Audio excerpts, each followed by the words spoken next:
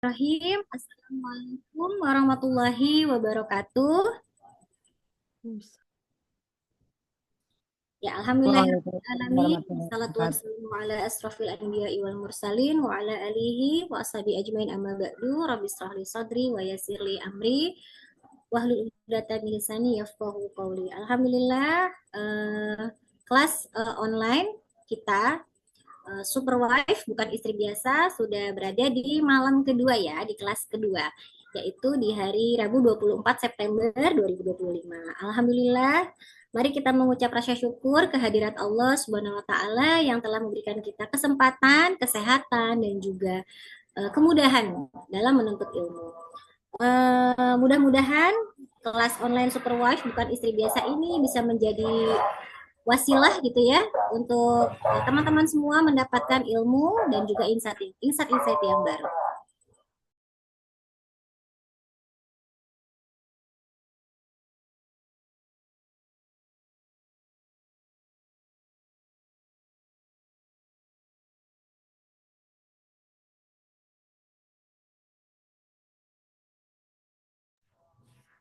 Ya, baik. Mari kita buka kelas online malam ini dengan membaca suratul Fatihah bersama-sama. A'udzubillahi minasyaitonirrajim. Bismillahirrahmanirrahim. Bismillahirrahmanirrahim. Alhamdulillahirabbil alamin. Arrahmanirrahim. Alhamdulillahirrahmanirrahim. Maliki yaumiddin. Iyyaka na'budu wa iyyaka Iyyaka nasta'in. Ihdinas nasta'in. siratal mustaqim, siratal ladzina an'amta 'alaihim صراط ghairil maghdubi الذين أنعمت عليهم alaihim. غير المغضوب عليهم ولا الضالين. Amin amin ya robbal alamin. Ya, teman-teman semuanya, seperti yang sudah sebelumnya, malam sebelumnya saya katakan kemarin bahwa kelas ini bertujuan untuk memberikan edukasi, informasi gitu ya, tentang pentingnya peran istri tentunya dalam syariat Islam. Karena banyak sekali mungkin ya perempuan yang sudah menikah ataupun yang belum menikah itu masih kebingungan menjadi seorang istri gitu atau perempuan yang harus menghadapi tuntutan dan ekspektasi di zaman sekarang. Mungkin zaman di orang tua kita dulu dengan zaman kita sekarang kan sangat-sangat berbeda gitu ya. Oleh karena itu kita membutuhkan banyak sekali ilmu, pengetahuan, informasi untuk menjadikan kita istri dan juga perempuan yang tentunya sesuai dengan syarat. Baik,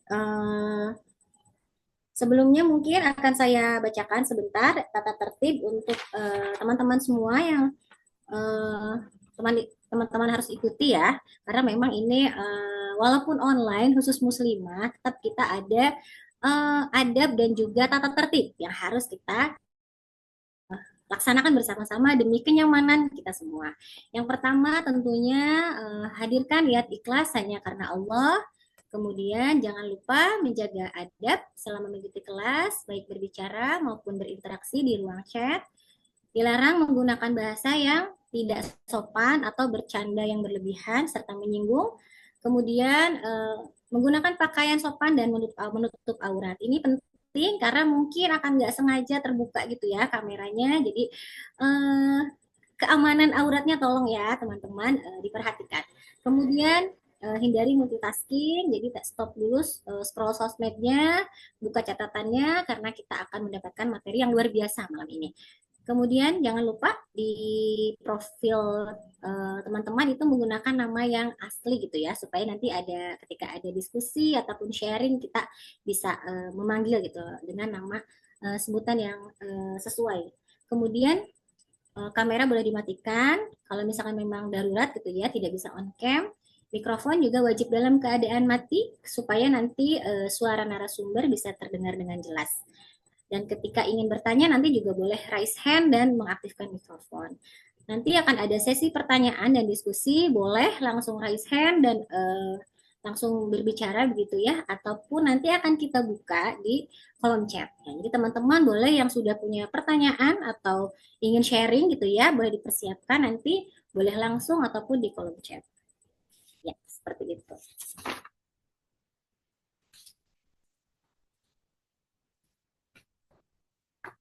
Oke, baik Ustazah. Sebelum mengenalkan Ustazah ya nih, profilnya saya punya pantun dulu. Boleh nggak nih teman-teman saya berpantun nih sebentar? Mudah-mudahan sih Silahkan ada yang Ustazah bilang Teti. cakep gitu ya Ustazah ya. Iya. Ya, baik. Bunga dah dipandang menyejukkan hati. Assalamualaikum teman-teman yang saya hormati. Selamat datang di kelas online malam ini. Satu lagi, pergi ke pasar membeli palu. Palu dipakai membuat rak buku. Mari bersama menimba ilmu agar menjadi super wife yang nomor satu. Ya, wah ada yang bilang cakep ya. Terima kasih. Ini pantunnya dadakan nih. Maaf ya kalau eh, kalau ada yang salah ya. Pokoknya teman-teman malam ini tetap semangat semuanya. Siapkan catatannya. Kita akan berdiskusi gitu ya, saling sharing dan mendengarkan materi dari Ustazah Ira.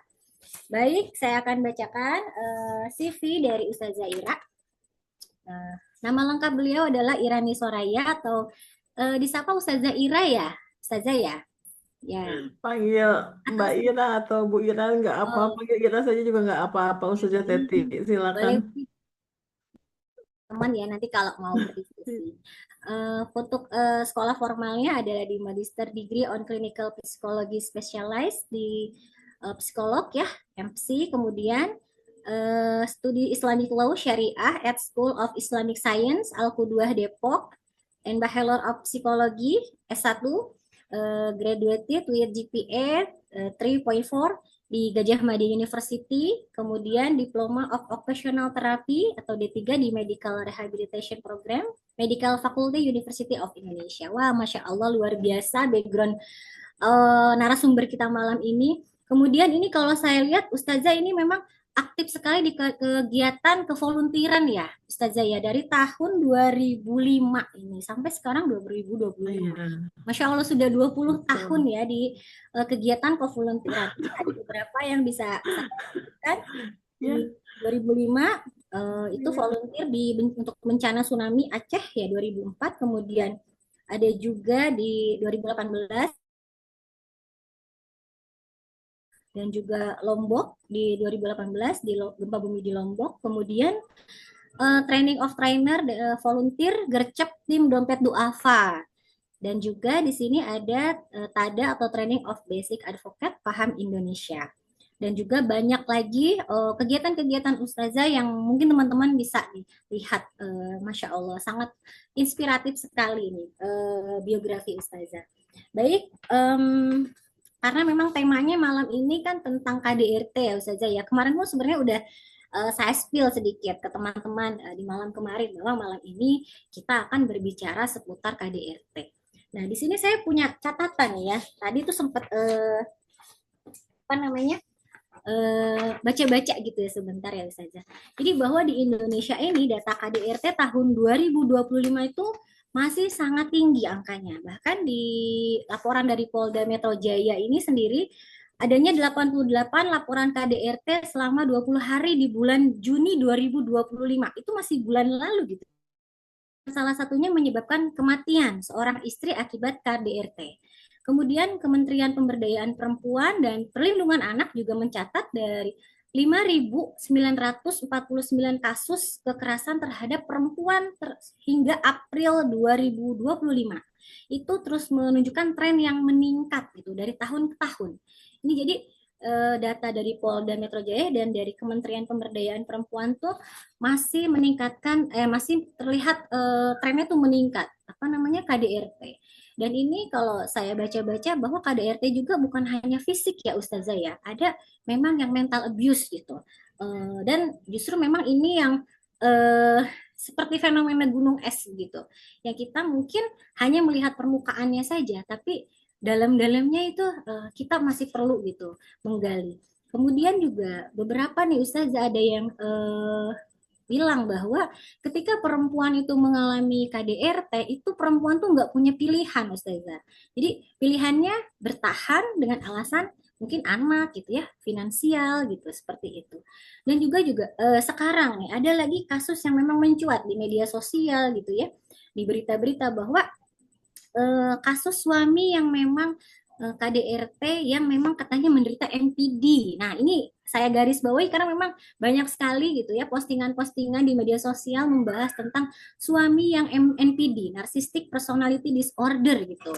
Mereka tuh malah hingga berujung perceraian akhirnya karena memang tadi sang istri merasa bahwa ada kekerasan gitu. Walaupun bukan fisik, ternyata mereka mendapatkan kekerasan secara mental. Nah, ini teman-teman memang ini sangat sangat penting gitu ya untuk kita ketahui.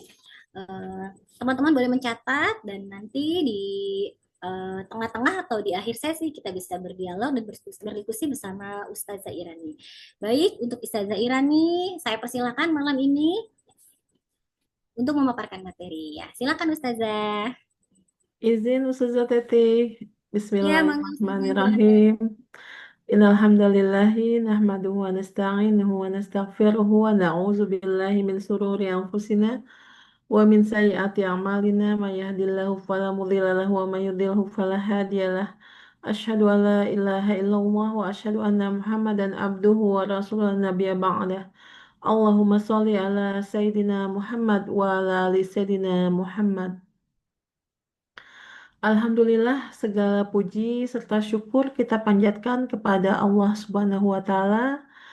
Huwaladzi anzala sakinata fi qulubil mu'minin liyazdadu imanan ma'a imanihim.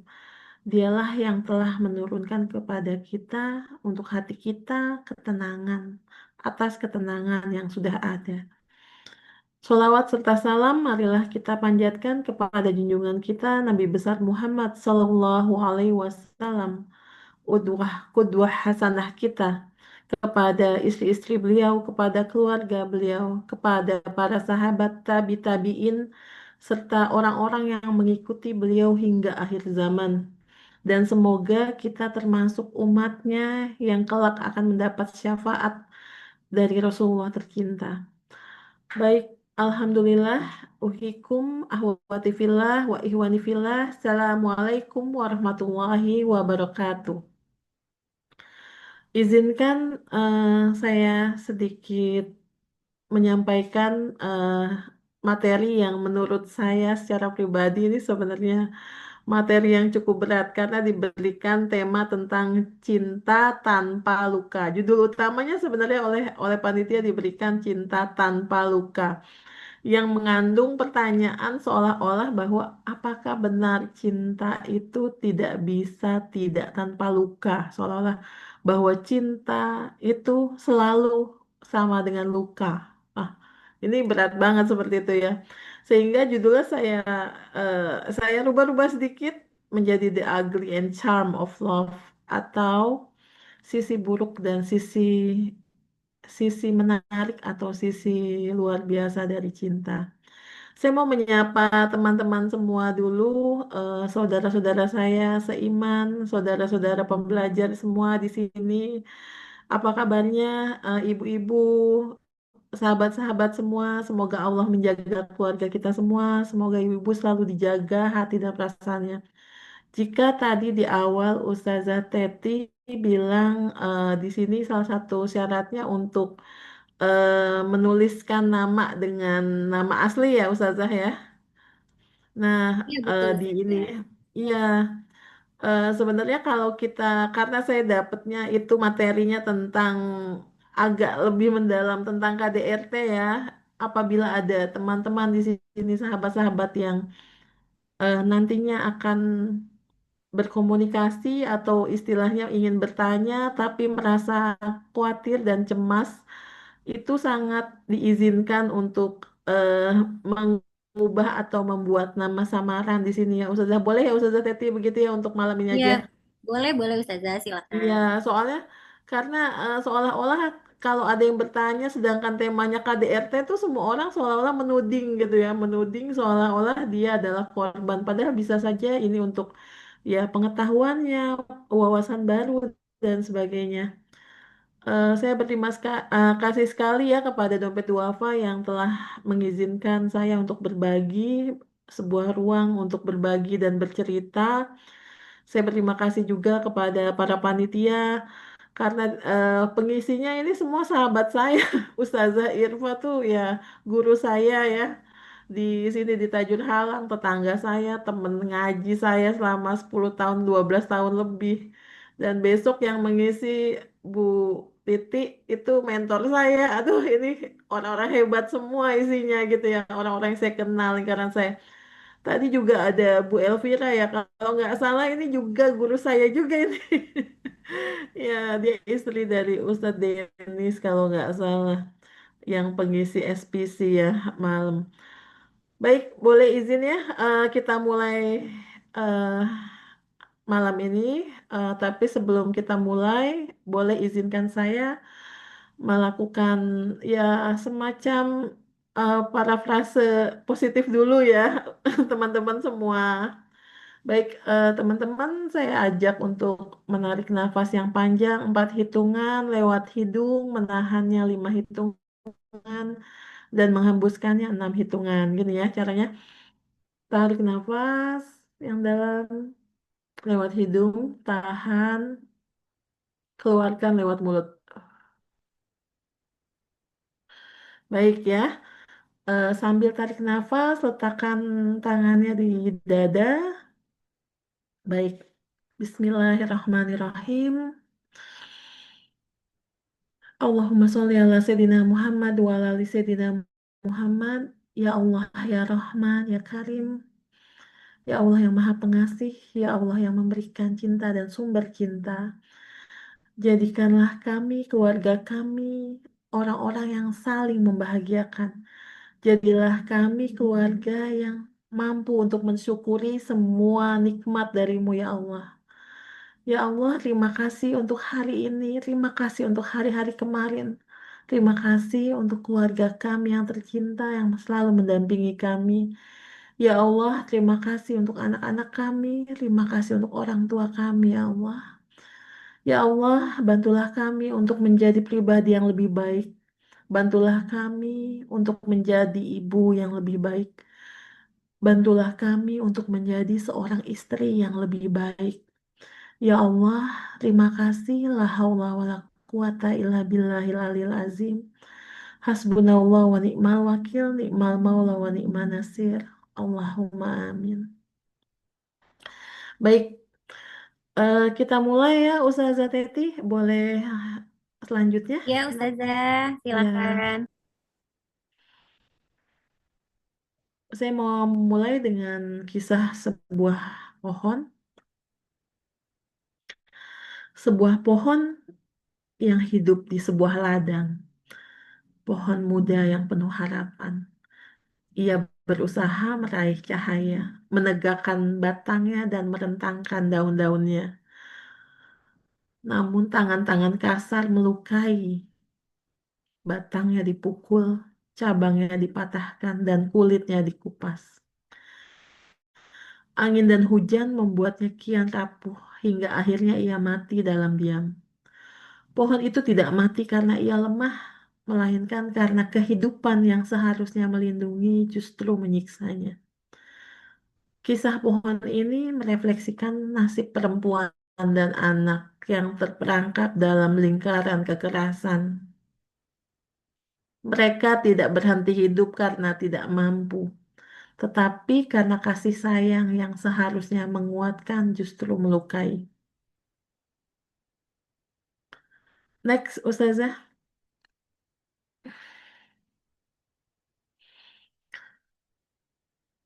Ada 3 kisah mengambil sebuah pelajaran apa dari kisah ini. Yang pertama, kisah tentang gajah sirkus. Seekor gajah muda yang pertama kali baru tahu dia ada di dalam sebuah sirkus. Kakinya dirantai. Tiap kali dia ingin mendekati makanan, dia menarik kakinya dan dia merasakan sakit. Sehingga akhirnya karena terus-menerus merasa sakit, dia akhirnya tidak mencoba lagi. Sehingga gajah itu ketika saat sudah menjadi gajah dewasa, maka meskipun kakinya sudah tidak dirantai, dia tidak akan mencoba.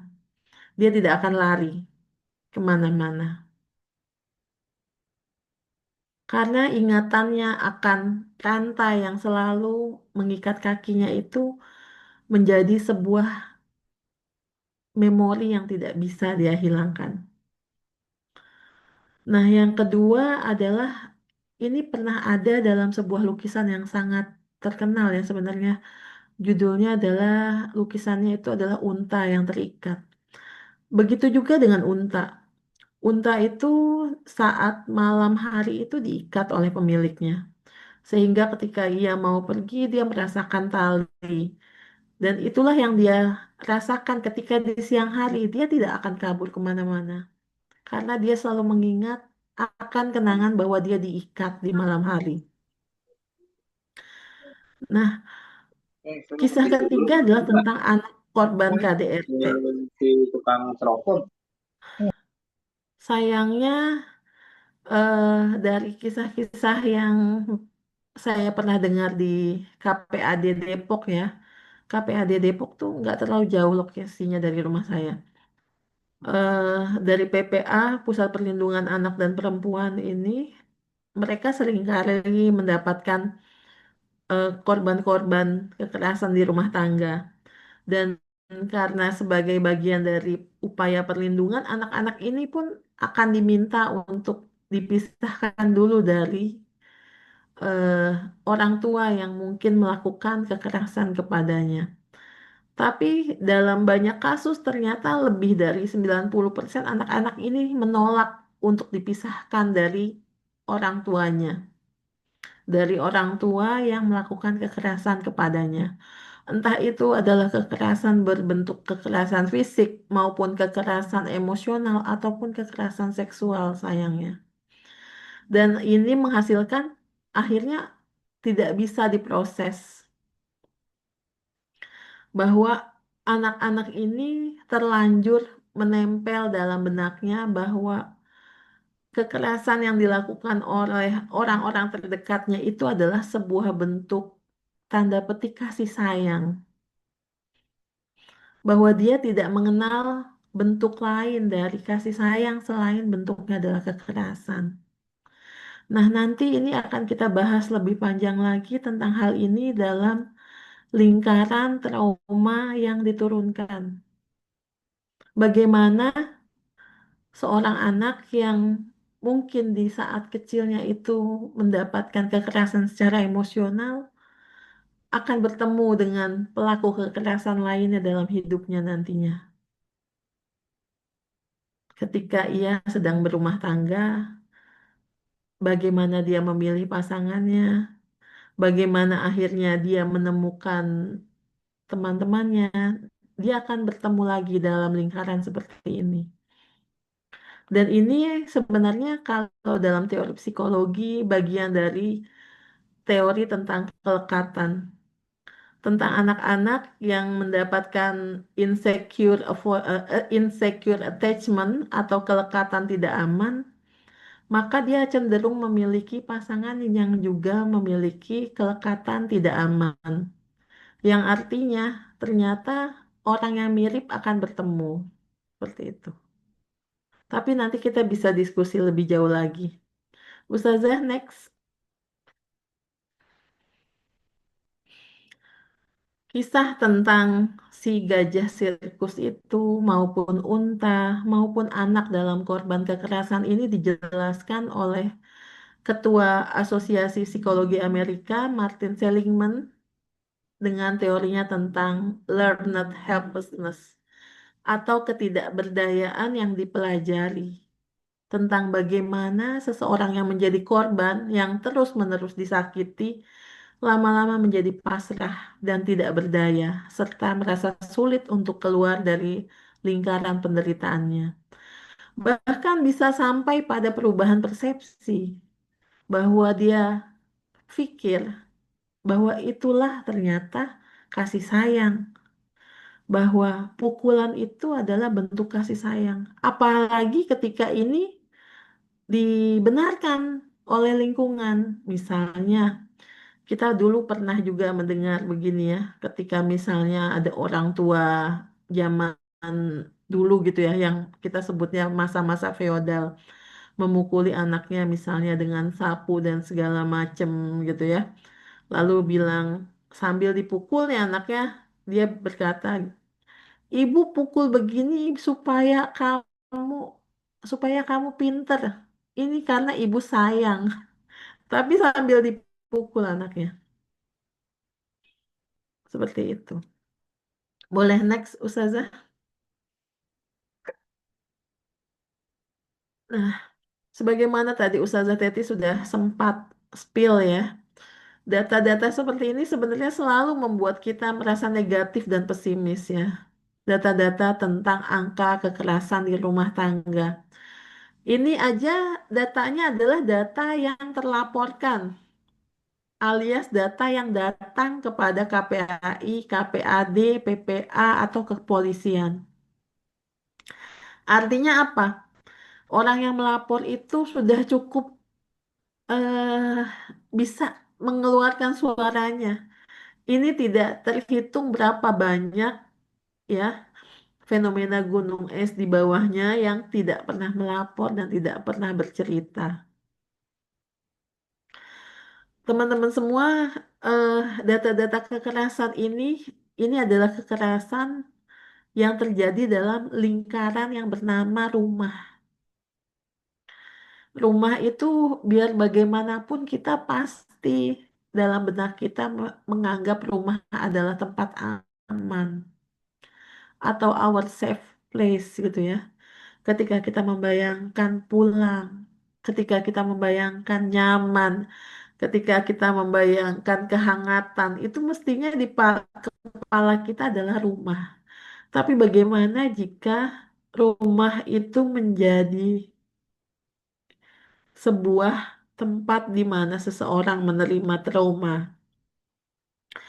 Dan sayangnya saat ini di Indonesia bukan cuma di rumah anak-anak dan perempuan mendapat kekerasan.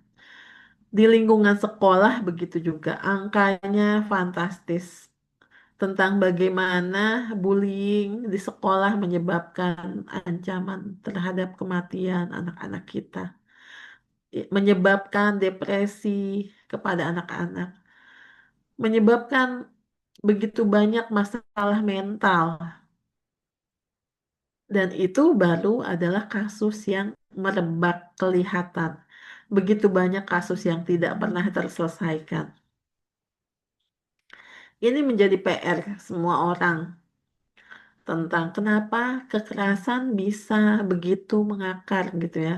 Kenapa dari sebuah lingkungan yang kita sebut sebagai rumah, dari sebuah lingkungan yang kita sebut sebagai keluarga, harus menjadi sumber dari trauma yang sangat buruk, dari sebuah apa ya, kenangan yang akan selalu mengikat menjadi rantai yang selalu diikat kepada kaki kita semua. Ini sebabnya saya merasa membicarakan tentang kekerasan itu apa ya, sangat membebani gitu ya. Mungkin saya merasa begini, eh saya tuh banyak melakukan ini ya, teman-teman semua. Jikalau teman-teman membutuhkan eh, seminar atau parenting, silakan. Bagaimana, kapan saja, insya Allah mudah-mudahan ada waktunya kita bisa ketemu. Saya sangat menyayangkan ketika saya mendengar gitu ya, kisah tentang ibu A, ibu B yang lama nggak kedengaran, tahu-taunya sakitnya parah, dan nggak lama dari berita dia sakit dia meninggal gitu ya. Dia meninggal kadang-kadang disebabkan oleh sakit yang tiba-tiba kronis atau akut gitu ya. Ternyata dia selama ini sakitnya sangat keras, tapi dia nggak pernah bilang, nggak pernah ngadu, dan nggak ada yang peduli sama dia. Karena dia merasa bahwa apakah aib bahwa perempuan itu dalam mengerjakan pekerjaannya di rumah itu adalah dia menjadi lelah. Tidak aib. Aib dari mana ketika misalnya merasa lelah bahwa perempuan itu butuh istirahat sama seperti laki-laki.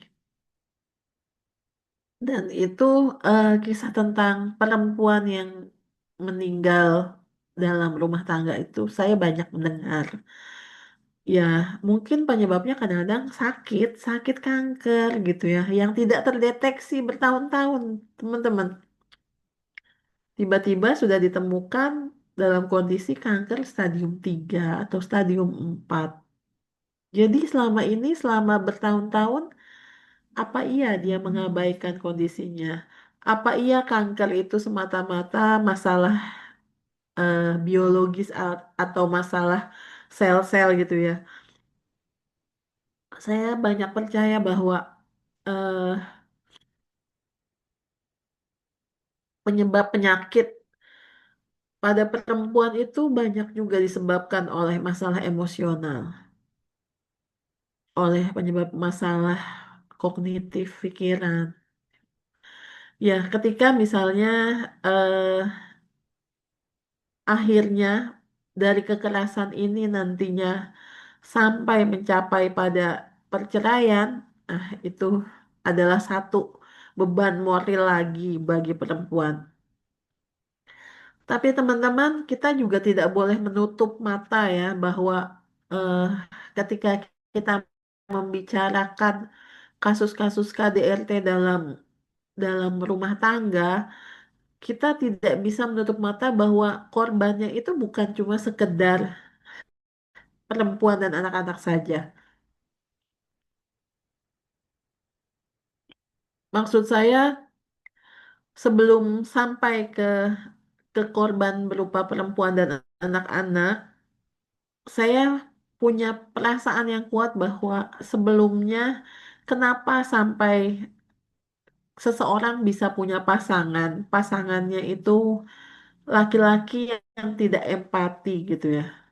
Ini ada sebuah akar yang sangat panjang gitu ya tentang ya budaya patrilineal gitu ya, tentang bagaimana dalam budaya di Indonesia anak laki-laki seringkali tidak dilibatkan dalam urusan-urusan domestik gitu ya, bahwa anak laki-laki tidak dibiasakan untuk bisa memahami pasangannya, tentang bagaimana dia sangat kaku dalam kasih sayang atau tidak bisa luwes eh, apa yang mengekspresikan kasih sayangnya. Dan ini banyak akarnya dari budaya kita juga. Ketika eh, proses pertumbuhan anak-anak laki-laki dan anak-anak perempuan gitu ya, kita terbiasa bahwa anak laki-laki itu tidak diberikan kesempatan untuk bisa lebih mengekspresikan dirinya dalam emosinya. Atau dia dianggap, ah, nggak usah terlalu peduli bagaimana perasaan saudara perempuanmu, nggak usah terlalu peduli bagaimana perasaan ibumu gitu ya. Seolah-olah laki-laki itu adalah hanya tugasnya itu mencari nafkah. Nah, ini sebenarnya sempat saya bahas di eh, pertemuan lain ya, tentang harapan dan kenyataan yang berbeda antara perempuan zaman dulu dan zaman sekarang. Kalau perempuan zaman dulu mungkin dalam pernikahannya pengharapannya itu cukup pada adanya rumah gitu ya, adanya nafkah. Tapi teman-teman saat ini ya di zaman ini rumah dan nafkah itu tidak lagi cukup, bahwa ternyata perempuan membutuhkan mitra dalam rumah tangga, bahwa perempuan butuh seorang partner yang bisa diajak bicara. Dan itu adalah sebuah tuntutan yang normal. Bukan di normal-normal kan, tapi normal. Kita nggak minta ya, bahkan kalau dalam penelitian dalam psikologi sosial ya, anak-anak Gen Z sekarang ini ya, pengharapannya terhadap pasangan itu lebih lebih tinggi lagi coba.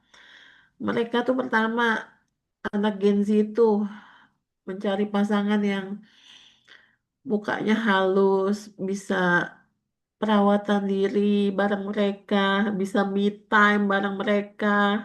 Ya, pengharapannya lebih tinggi lagi bahwa eh, mereka mencari ciri-ciri laki-laki ideal itu, waduh, kalau laki-lakinya ada janggutnya, ada itu kayaknya nggak masuk ke mereka.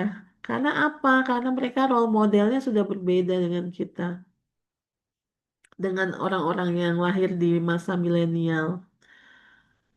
Nah, ternyata kita nih, anak-anak angkatan milenial, pengharapan kita terhadap pasangan juga sudah lebih dalam dibanding generasi baby boomers, ayah ibu kita. Bahwa kita bahkan membutuhkan seseorang untuk bicara gitu ya, untuk saling berbagi emosi, untuk apa ya, membicarakan tentang arah kebijakan keluarga kemana, bahwa keluarga itu sesuatu yang harus dibangun, harus dibimbing gitu. Next, Ustazah.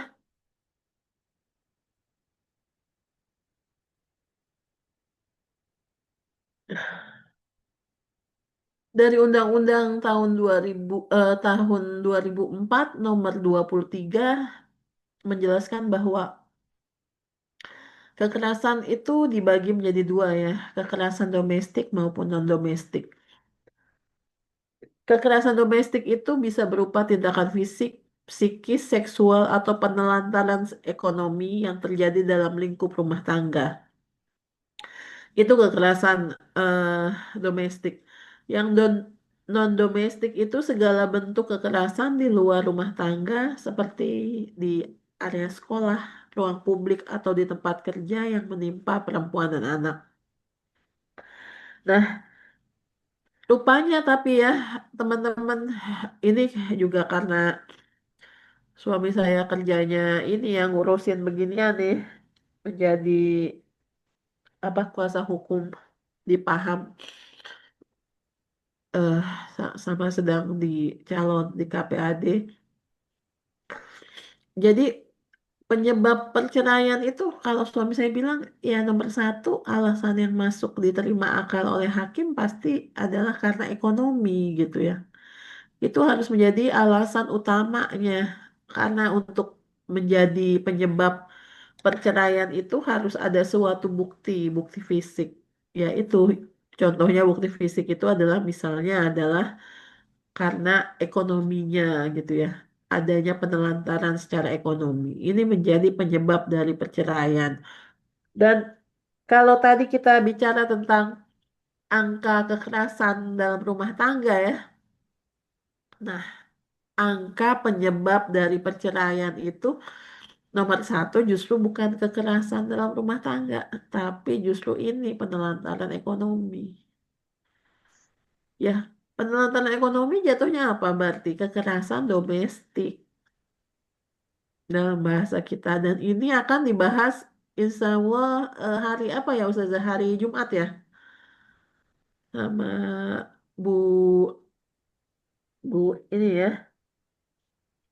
Kalau besok kan masih Bu Titi ya, Ustazah Teti ya. Ustazah Ana, Oh, Ustazah Ustazah Ana. Anda ya, tentang bagaimana menyiasati finansial keluarga gitu ya.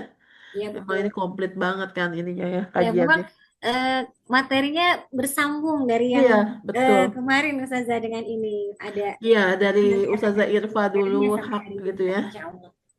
Iya, saya sempat ketemu Ustazah Irfa ngobrolin ini sih sama Ustazah Titi kemarin. Baik, lanjut Ustazah.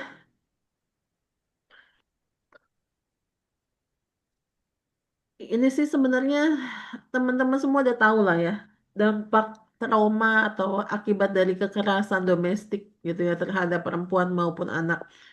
Yang pertama pastilah adanya luka fisik, luka cedera atau menyebabkan penyakit kronis. Yang kedua masalah kognitif seperti gangguan konsentrasi, kesulitan belajar dan prestasi yang rendah. Masalah psikologis dan emosional seperti depresi, kecemasan, kehilangan rasa aman. Serta masalah relasi sosial, kesulitan untuk membangun hubungan yang sehat, serta kecenderungan meniru perilaku yang agresif. Dan ini yang tadi saya bicarakan, bahwa kekerasan dalam rumah tangga itu cenderung bisa menyebabkan trauma antar generasi atau trauma luka batin yang diwariskan gitu ya, menciptakan siklus kekerasan. Kenapa saya bilang begini ya, teman-teman semua? Kalau sempat mengenal apa ya beberapa orang, misalnya pelaku pelaku masalah masalah psikologis di masyarakat deh contohnya ya. Saya pernah mengenal seorang pelaku pedofilia. Nah, itu kalau kita runut-runut gitu ya, intinya penyebab awal dia begini itu kenapa?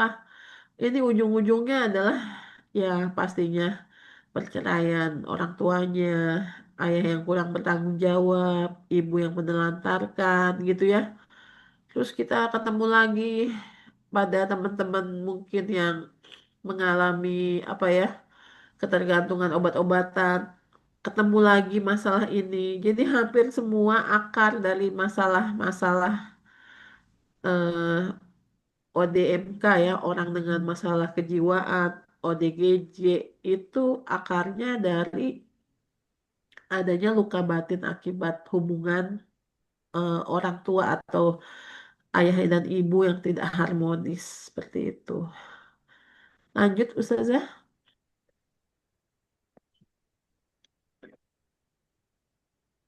Eh, Tentu saja dalam siklus kekerasan di dalam rumah itu yang menjadi korban itu bukan cuma si korban yang mendapatkan ini ya kekerasannya. Bagi anak-anak yang menyaksikan orang tuanya mendapatkan kekerasan fisik juga mereka menjadi korban.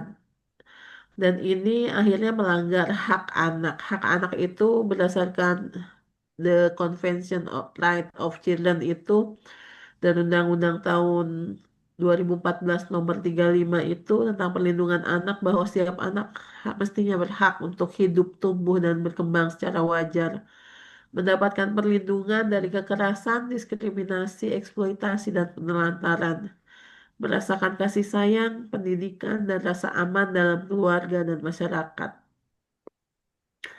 Ini sebenarnya kalau kita mengaca sama diri kita sendiri terus kita bilang gini, ah dulu aku juga orang tuanya nggak terlalu peduli ini itu, tapi aku baik-baik aja gitu ya.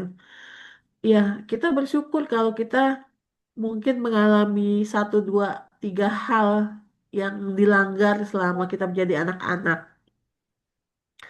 Tapi apakah itu berlaku untuk anak-anak sekarang? Apakah kita bisa memastikan bahwa anak-anak kita nantinya ketika kita tidak memenuhi haknya, mereka tetap akan bisa tumbuh menjadi anak-anak yang bahagia dan bisa membahagiakan pasangannya serta keluarganya kelak. Seperti itu. Itulah yang kita sebut sebagai trauma intergenerasional trauma. Bahwa ketika misalnya seorang anak menjadi saksi dalam kasus kekerasan dalam rumah tangga, sangat mungkin dia mencontoh perilaku tersebut. Sangat mungkin dia trauma atas perilaku tersebut. Dan sangat mungkin nantinya perilaku itu akan berulang kembali dalam lingkaran keluarganya. Lanjut Ustazah.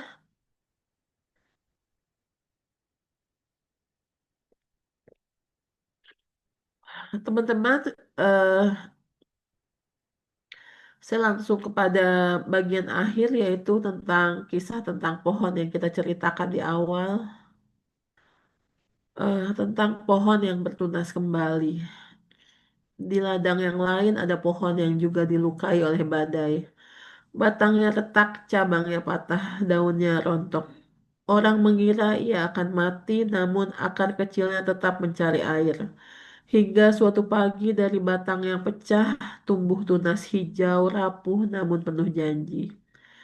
Tunas itu tidak menghapus luka, tapi menghadirkan kehidupan yang baru. Begitulah korban kekerasan. Kadang-kadang meskipun dia menyimpan luka, mereka tetap bisa bertunas kembali. Dengan dukungan dan keberanian, trauma dapat diubah menjadi kekuatan. Dari luka lahirlah kasih yang lebih dalam. Dari keterpurukan lahir kebangkitan dan dari perjalanan panjang lahirlah hidup yang berharga. Bukan lagi mewariskan kekerasan, tetapi menumbuhkan harapan. Dan ini memang kuasanya Allah ya, bahwa meskipun kita mengalami berbagai macam peristiwa, pada akhirnya yang menentukan bagaimana langkah kita itu adalah kita sendiri. Apakah kita mau sembuh ataukah kita mau membiarkan itu? Dan keputusan untuk mau sembuh itu adalah sebuah keputusan besar bagi teman-teman semua. Bagi teman-teman yang mungkin selama ini merasa tidak tidak terlalu perlu untuk sembuh, tapi pencarian diri untuk bisa sembuh, menyembuhkan diri, untuk belajar, untuk bisa mencintai lagi, itu adalah sebuah perjalanan yang berharga, teman-teman. Saya akhiri, semoga ada manfaatnya. Saya membuka diskusi kepada teman-teman semua.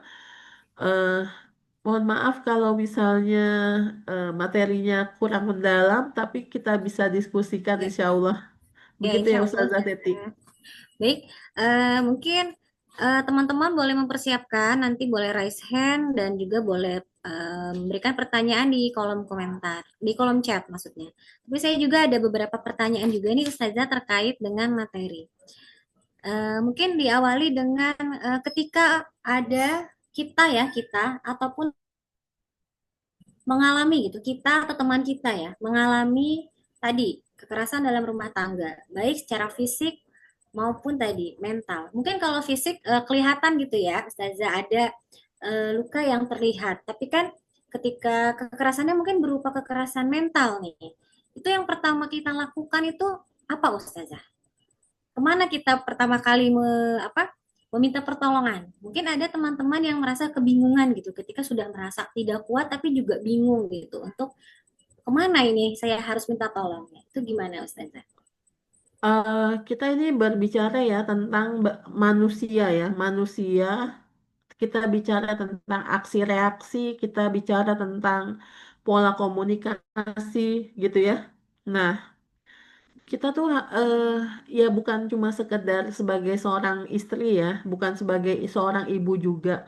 Tapi kadang-kadang yang menjadi korban kekerasan dalam keluarga juga ada, juga ayah juga ada yang seperti itu pun ada gitu ya.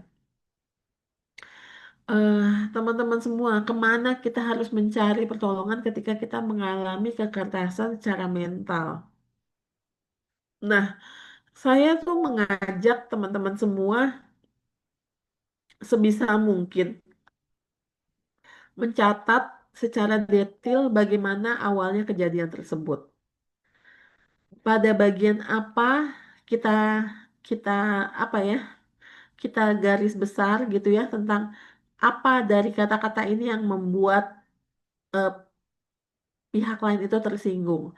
Jadi itulah sebenarnya kita harus mengetahui bahwa ada poin-poin yang sangat sensitif yang kita tuh seharusnya sebagai perempuan maupun sebagai laki-laki ya sama-sama gitu ya. Itu harus tahu kapan harus menahan diri gitu ya. Dalam artian begini, ketimbang kita terus-menerus mengalami kekerasan secara mental, gimana kalau kita bisa mencari pendekatan komunikasi yang lebih bebas kekerasan mental? Dalam artian yang saya maksudkan begini ya, teman-teman bisa dibilang tidak ada satu orang pun yang bebas dari eh, apa ya kesalahasuhan dalam eh, pendidikan awal ya. Saya bisa bilang begitu ya. Bersyukur yang misalnya selama dalam perjalanannya menjadi dewasa, dia sedikit demi sedikit bisa memahami dirinya gitu ya, mengenali dirinya lewat banyak sekali apa ya, misalnya pelajaran lewat misalnya kajian atau lewat apa gitu ya, lewat persahabatan dia lama-lama mengetahui misalnya sisi-sisinya. Pertama misalnya saya ini ternyata orangnya kalau ngomong suka belak-belakan ya gitu ya, suka suka nggak tahu waktu atau segala macamnya. Jadi ketika kita mau menanamkan dalam keluarga kita atau pasangan kita itu rasa saling hormat menghormati itu, pastikan bahwa kita telah melakukannya lebih dahulu. Pastikan kita menjadi contoh pertama ketika kita mengharapkan pasangan kita melakukan itu. Tapi kalau misalnya akhirnya ternyata sudah kejadian gitu ya, sudah kejadian. Tadi sih yang saya minta ke teman-teman itu adalah coba peristiwanya itu dicatat sedetil mungkin, lalu perhatikan pada bagian mana itu menjadi sensitif gitu ya. Ketika itu menjadi sensitif, kenali gitu ya, bahwa kita nggak usah mengungkit-ungkit tentang itu. Ternyata hal itu bukan sesuatu yang bisa diungkit di setiap waktu atau semacamnya. Tapi kalau misalnya ternyata kita sudah terlanjur begitu, atau kita menganggap bahwa kita punya pasangan yang udah nggak bisa diajak bicara lagi gitu ya, selalu menimbulkan rasa sakit hati dan segala macamnya. Lalu apa yang harus kita lakukan gitu ya? Apakah kita langsung mengambil keputusan berat itu atau semacamnya kayak gitu? Saya punya cara yang lebih ini ya, eh, cara yang lebih bisa menurut saya secara pribadi ini, eh, kalau saya akan menyarankan teman-teman belajar untuk bisa eh, apa ya, refleksi diri, refleksi diri kita sendiri gitu ya, untuk akhirnya kita eh, bisa mempunyai paradigma atau perspektif yang berbeda dengan sudut pandang yang berbeda gitu ya. Karena kadang-kadang sesuatu itu terjadi disebabkan karena persepsi kita yang sudah keburu buruk gitu. Saya ajak ke teman-teman untuk memperbaiki persepsinya tentang satu sama lain, tentang pasangan. Bahwa pasangan kita itu tidak sempurna, begitu juga kita. Bahwa pasangan kita ingin didengar, begitu juga kita. Bahwa pasangan itu butuh dihormati, begitu juga kita. Dan itu harus diutamakan dalam artian perlakukanlah orang lain sebagaimana kita ingin diperlakukan. eh Teman-teman mungkin kayak saran saya tuh kayak apa ya, terlalu panjang lah prosesnya seperti ini gitu ya. Kenapa sih nggak bisa Bang kita ini aja? Kalau teman-teman syukurnya misalnya syukur sampai bisa punya sebuah circle atau teman-teman atau sebuah apa ya, kelompok yang dimana teman-teman bisa sharing tanpa merasa ragu, merasa malu gitu ya. Lalu mereka memberikan masukan yang teman-teman bisa ambil masukannya. Ya, itu luar biasa banget. Teman-teman patut bersyukur kalau punya teman-teman semacam itu. Teman-teman di mana kalian bisa bercerita. Karena seperti yang tadi saya sudah sampaikan ya, saya pernah memiliki pengalaman di mana orang-orang dekat saya itu orang-orang yang saya sangat kenal eh, sakit kronis ya sampai akut gitu ya. Ada yang sampai meninggal itu karena ternyata dia baru diketahui dia sakit itu ya kayak 2 atau 3 bulan sebelum dia meninggal. Artinya apa? Jadi sakitnya dia bukan sekedar sakit fisik, tapi juga sakit psikisnya itu nggak pernah terdeteksi oleh siapapun. Dan ini menurut saya sayang banget, sedih saya ketika mendengar seorang ibu gitu ya, yang bagi anak-anaknya sangat penuh pengabdian, bagi semua orang dia adalah ibu yang sangat soleha, sangat sabar gitu ya. Tapi ketika akhirnya dia meninggal dalam sakitnya tanpa orang-orang tahu bahwa dia selama ini sakit dan memendam sakitnya sendirian, menurut saya itu ada yang salah dalam konsep itu. Bukannya maksud saya itu eh kalau gitu kita harus cerita-cerita kalau kita sakit atau semacamnya. Bukan semacam itu. Saya cuma ingin mengatakan kepada teman-teman semua, mencintai diri sendiri itu adalah bagian dari pertumbuhan batin kita. Ketika teman-teman eh, membenci orang lain, membenci dan dendam, atau ingin membalas segala keburukan yang dilakukan oleh pasangan, itu sama juga ketika teman-teman mendendam, itu sama juga teman-teman mengharapkan seseorang itu mati, tapi pil pil bunuh dirinya yang makan teman-teman. Bahwa ketika kita cuma berharap gini ya, ah biarin aja saya begini, saya harap dia nanti mendapatkan karmanya dan segala macamnya. Itu nggak bisa begitu teman-teman. Ketika teman-teman memendam suatu kebencian yang sangat ekstrim, yang sangat besar, apalagi terhadap anggota keluarga yang begitu dekat gitu ya, itu menjadi sebuah bom waktu bagi sakit kronis dan sakit yang akut pada teman-teman.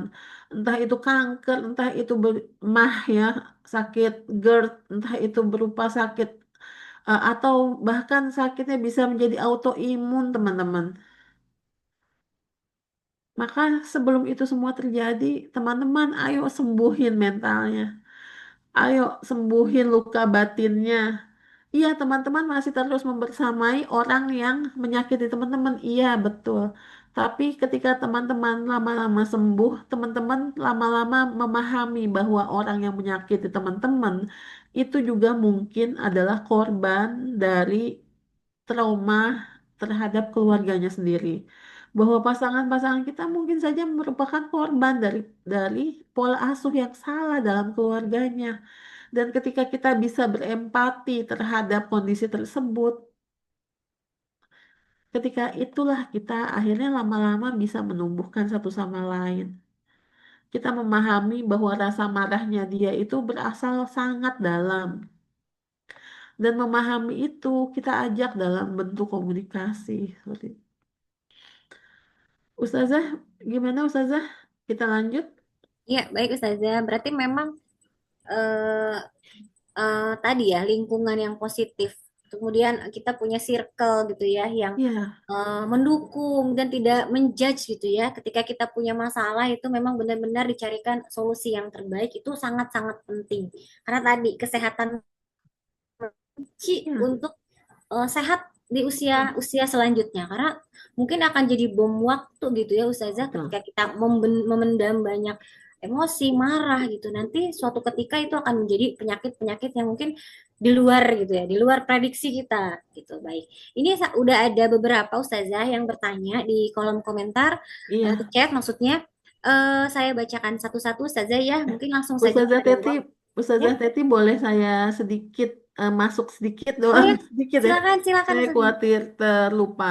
Eh, Iya, iya Ustazah silakan. Teman-teman semua, teman-teman punya nggak apa ya kenalan gitu ya, yang dalam hidupnya eh, sudah mengalami pernikahan lebih dari 4 kali, punya nggak? Kalau saya punya, gitu ya. Jadi ketika misalnya sesuatu nggak berjalan, dia itu dia melepaskan, gitu ya. Lalu dia cepat-cepat mencari pengganti, gitu ya. Ketika dia sendiri belum menata perasaan, lalu dia ketemu lagi dengan tipe yang mirip dengan pelaku kekerasan sebelumnya. Dan ini bertambah lagi sampai ke pernikahan yang selanjutnya, Jadi yang mungkin keempat. semacam lari dari masalah pertama mungkin ya, Betul, gitu iya. saja. Dan ternyata Ternyata begitu ketemu ya. masalah serupa.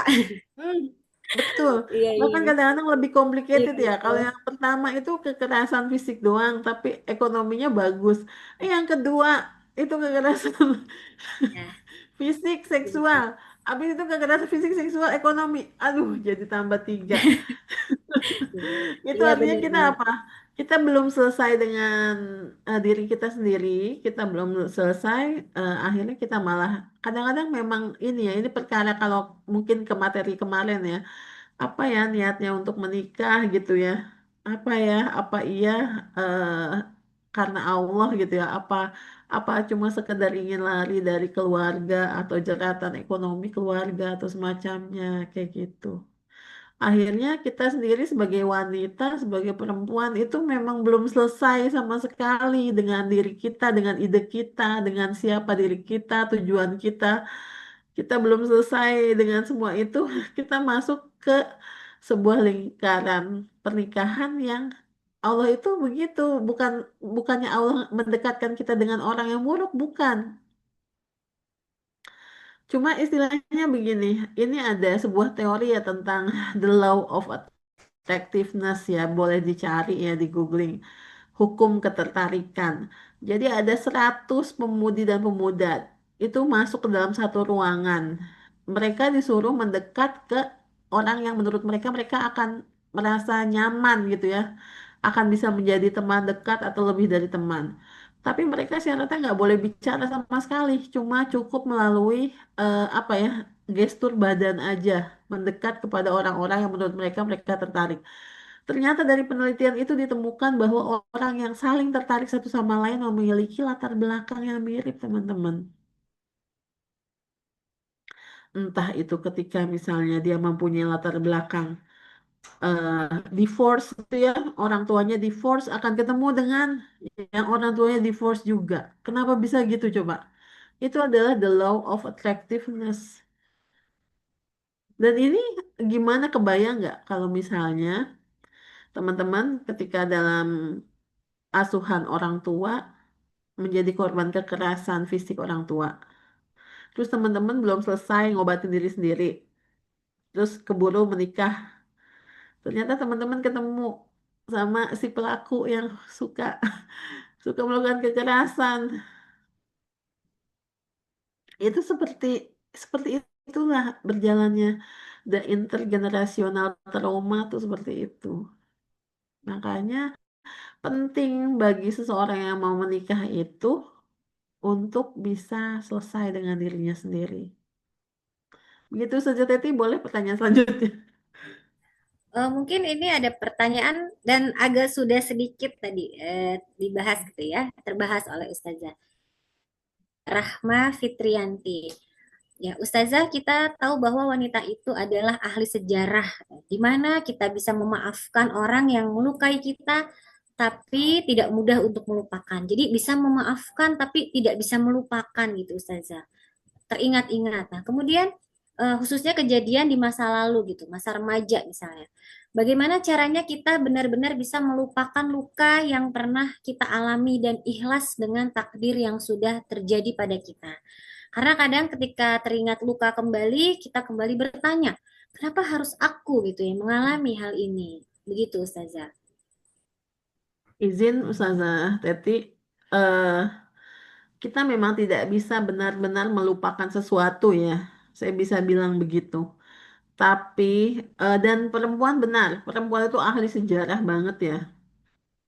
Nah, tapi kalau kita di sini konteksnya adalah kita ingin kehidupan kita berubah, kita ingin rumah tangga kita berubah.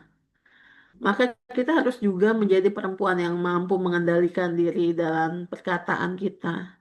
Ketika kita marah-marah gitu ya. Saya berikan contohnya kepada anak aja ya. Misalnya anak ini ketika berangkat sekolah ketinggalan barangnya gitu ya. Terus kita sebagai orang tuanya, ibunya gitu ya. Apa ketinggalan lagi? Kemarin kamu begitu. Terusnya kamu pernah juga kan? Emang kamu nih penyakitnya begini. Terus panjang kita nyerocosnya. Panjangnya tuh bisa sampai 5 ya. Waktu itu juga kamu ketinggalan. Kamu tuh emang pelupa banget ya. Abisnya sih kamu nggak pernah beresin kamar. Banyak banget ya. Nggak pernah beresin kamar. Ini keturunan siapa sih? Pasti bapaknya. Pokoknya ada definisi tentang si anak yang ketinggalan PR-nya itu jadi banyak banget ya. Keturunan bapaknya yang suka pelupa, kamu tuh teledor, kamu tuh kurang teliti, kamu juga nggak rapih jadi anak, terusnya kamu hmm, itu sama persis ya.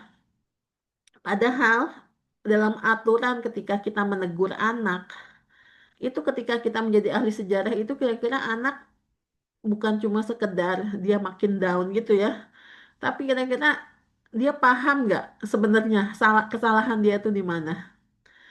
Enggak, karena sudah ketumpuk sama semua kata-kata kita itu panjang. Saking panjangnya ya sampai anak nggak tahu ini sebenarnya mama tuh marah sama aku soal apa sih? Soal PR yang ketinggalan. Tapi kenapa jadi merebaknya? Kemarin kamu begitu naruh apa sembarangan. Belum lagi kamu tuh nggak pernah teliti. Kamu dicek dulu dong kalau setiap mau berangkat. Jadi ini permasalahannya nomor satu. Tapi ini sebagai ibu nyebutinnya nomor satu, satu, satu pangkat dua, satu pangkat ini terusnya nomor dua, 2 poin berapa. Jadi saat itu sama berlaku ketika suami itu melakukan kesalahan kepada istri. Ya emang kamu begitu, dibilangnya emang kamu begitu, pelupa, naruh apa-apa nggak rapi, nggak bisa ini sendiri kayak gitu. Dan akhirnya seperti apa? Apakah dengan kita mengungkapkan sedemikian eh banyak itu lalu suami kita jadi bangga sama kita karena oh hebat mama ahli sejarah. Enggak, laki-laki itu sebel sama ketika perempuan itu diingetin tuh mama kamu kemarin katanya lupa lagi kan gitu ya, lupa naruh ini, lupa naruh itu, lupa beli ini, duitnya habis lagi, pastilah kesel. Sebagaimana kita kesel diingetin, suami juga kesel diingetin begitu. Ketika kesalahannya cuma satu aja yang itu, dan yang kita benci adalah perilakunya, bukan orangnya. Karena kalau kita benci seorang-orangnya, itu nggak ada yang tersisa. Terus begini ya, teman-teman, emang kita sempurna banget apa ya? Emang kita nggak punya sejarah juga gitu sampai ngerasa bahwa sejarah yang suami itu semua jelek gitu pasangan kita. Teman-teman belum ketahuan aja, kita selalu harus mikir begitu. Allah masih menyelamatkan aib kita sehingga kita nggak digituin. Tapi kita nggak gituin orang, ngulitin orang gitu ya. Itu kita setelah menempatkan hubungan kita di rumah tangga itu laksana hakim jaksa gitu ya. Kita kulitin kesalahannya dia sehabis-habisnya. Kita cari kekurang-kurangannya gitu. Ini benar-benar ya mental polisi ini namanya. Harusnya kita saling introspeksi gitu ya. Harus saling melihat gitu. Jangan aku juga punya Ya, banyak inilah sejarah gunanya ya kelam Ustazah gitu. Teti, kenapa kita belajar tuh inilah Ya, gunanya ya betul sebenarnya betul. gitu ya. Saya tuh nggak mau cuma sekedar ketika terjadi kekerasan dalam rumah tangga yang kita salahkan cuma pihak laki-lakinya saja gitu ya. Saya sudah bilang sebelumnya bahwa si laki-laki ini bisa jadi memang lahir dari budaya yang kurang peka gitu ya. Bisa jadi dia juga dulu waktu kecil itu kekurangan kasih sayang. Apalagi kalau teman-teman tahu tuh teori tentang anak pertama, kasih sayangnya dapat berapa persen. Anak kedua nggak dapat persen-persenan, minus persen. Anak terakhir Ya, full persen lagi. Nih, teman-teman menikahinya anak pertama yang egois dan juga tapi sok tahu apa menikahnya sama anak tengah yang suka terpinggirkan dan tidak ketahuan itu atau sama si egois lagi anak terakhir kayak gitu-gitu. Kan ini kan jadi pelajarannya banyak. Ya, ya baik makanya Ustazah.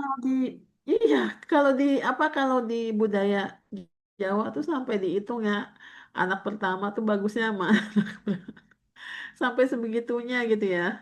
Tapi tentunya ini bukan cuma sekedar soal itu ya. Pernikahan cuma bukan sekedar soal urutan kelahiran gitu ya, cocok secara bibit bebet bobotnya. Tapi soal gini ya, cinta dalam pernikahan itu ibaratnya adalah kata kerja, teman-teman. Sesuatu yang harus kita kerjakan bersama, bukan kata sifat di mana kita ngarepin itu datang gitu ya. Jadi kalau teman-teman mau disayangi, ajari pasangannya gimana caranya sayang. Mau anak-anaknya lebih empati, ajari, kasih lihat, kasih perlihatkan ke anak-anak gimana cara memperhatikan orang yang disayangi, kayak gitu. Dengan contoh kayak gitu. Jadi bagi saya bukan soal eh, ini ya, gimana ya cara kita melupakan gitu segala macam. Ah, teman-teman.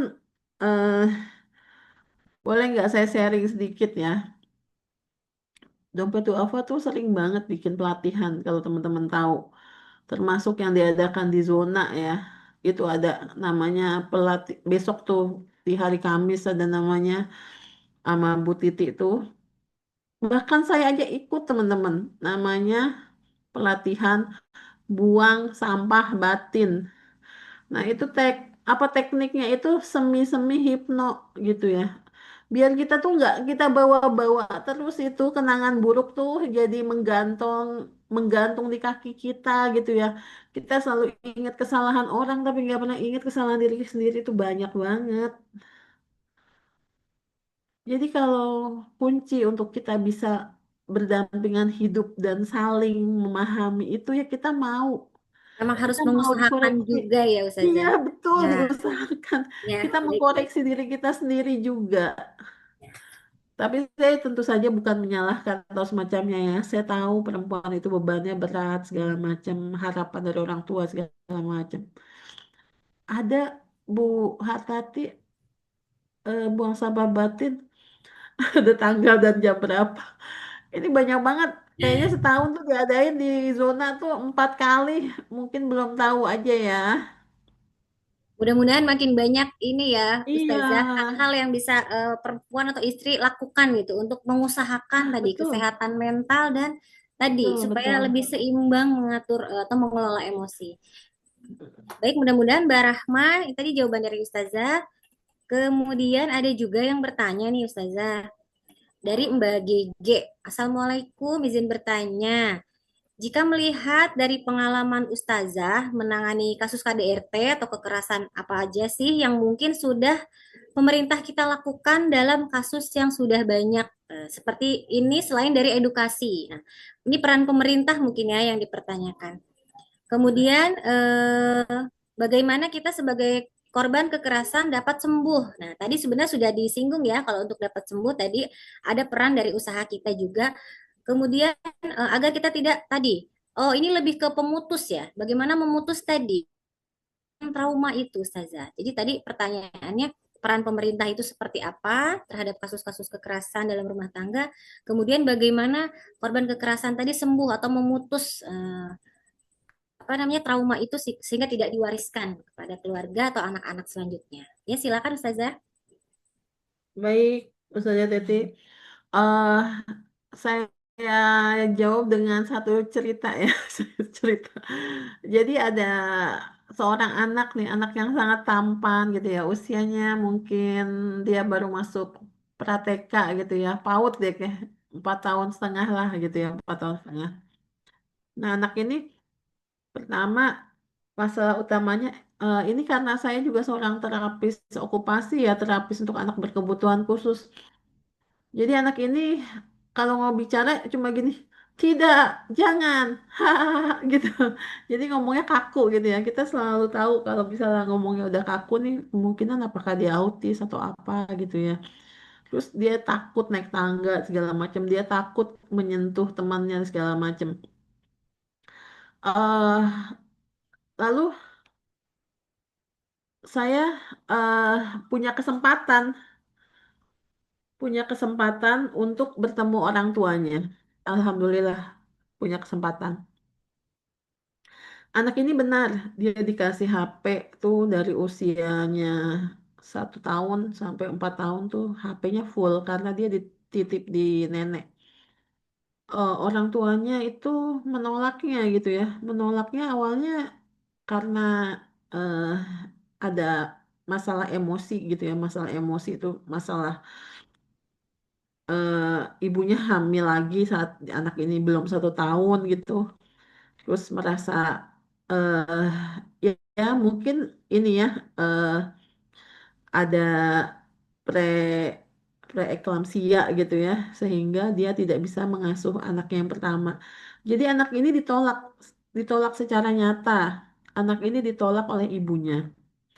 Ditolak oleh ibunya sehingga anak ini yang tadinya selalu minta mama peluk. Ibunya eh ibunya menolak memeluknya, ibunya menolak mendekatinya gitu ya karena ibunya sedang hamil dan preeklamsia. Nah, akhirnya anak ini sampai ya ibunya sadar kesalahannya bahwa ini akibat ya kesalahan didiknya. Selain sekedar dikasih HP saja, ibunya saat itu melakukan penolakan terhadap anaknya. Dan anak ini akhirnya menjadi ini dia istilahnya kita nyebutnya masalah gangguan sensori integrasi atau ASD yang disebabkan oleh perilaku lainnya gitu ya. Kita nyebutnya kayak gitu. Jadi bukan dari awal itu anaknya autis sindrom gitu ya atau Asperger. Nah, ternyata eh, anak-anak yang dididik dengan istilahnya orang tua yang mengabaikan ini itu bisa menyebabkan anak mengalami masalah perkembangan. Lalu gimana caranya supaya anak ini bisa balik lagi nempel ke ibunya gitu ya? Ya sebenarnya kayak gitu kan mudah banget ya kalau saya bilang gitu ya. Ibunya rajin peluk anak ini, sentuhan, skin by skin gitu ya, sentuhan yang tangan dengan tangan, banyak ngobrol, ngedengerin anak ini bercerita, quality time berdua aja gitu ya, menyempatkan dalam satu hari itu ada waktu khusus buat anak ini dalam satu hari 24 jam itu kasihlah misalnya untuk anak ini 30 menit khusus untuk dia sebelum didistorsi oleh suaminya, sebelum didistorsi oleh adiknya segala macam. Ini untuk ngembaliin rasa percaya si anak bahwa dunia itu aman. Kenapa perlu? Kenapa penting? Karena kelekatan itu dibentuk memang benar pada 2 tahun pertama dalam masa pertumbuhan gitu ya. Dan kelekatan ini, kelekatan antara ibu dengan anak gitu ya. Skin by skin gitu ya, tatapan yang hangat, penuh cinta itu menjadi base atau dasar dari hubungan hubungan dewasa yang sehat. Jadi ketika seorang itu kenapa sampai begitu? Iya penelitian tentang attachment ini penelitiannya panjang banget dari tahun oleh si Ainsworth oleh eh, waktu zaman masih penelitiannya pakai kera segala macem. Jadi ada kera bayi kera tuh ditaruh di dalam kandang.